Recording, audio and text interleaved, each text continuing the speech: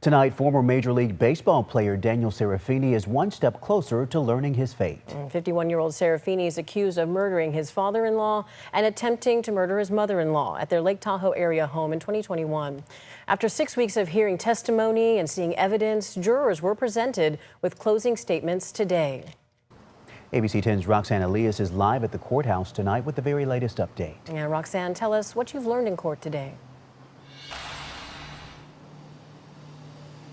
Well, Laura and Chris, throughout today, we were able to tell just how complicated this process may be for the jurors as they listen to hours long of closing statements from both the defense and the prosecution, both sharing accounts on why Daniel Serafini should or should not be found guilty.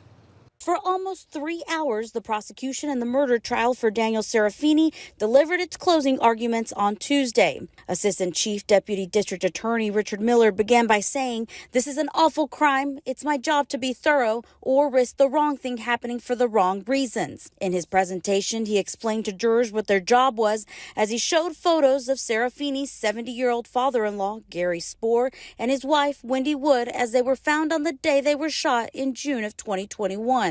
Miller then showed 2 different timelines and supporting evidence, which he says showed planning, coordination, and association with the deaths. He also brought up the decades-long history of fights over money, fights over the children, and the time Serafini said he wanted them dead. Miller ended his statement by pointing straight at Serafini and saying, "There is a murderer in this room. He is sitting right there." Moments later, defense attorney David Dratman quickly took his turn to begin his closing statement. He stated Serafini did not shoot his in-laws and that according to evidence given by law enforcement officers, one expert confirmed Serafini was 6'3" tall, which contradicts the FBI description of the person in this surveillance video since it showed the person was 6'2" tall.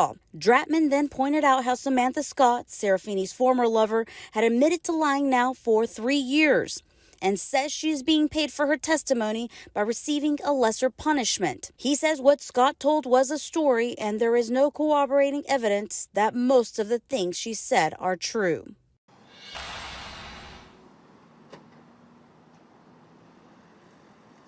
Closing statements ended just a few minutes ago. I am told that jurors did meet to deliberate a little bit and pick a 4-person. They are expected to be back here on Thursday at 8:30 in the morning with further deliberations or a verdict. I'm live in Auburn. Roxanne Elias, ABC 10. Keep us posted as you learn more. Roxanne, thank you.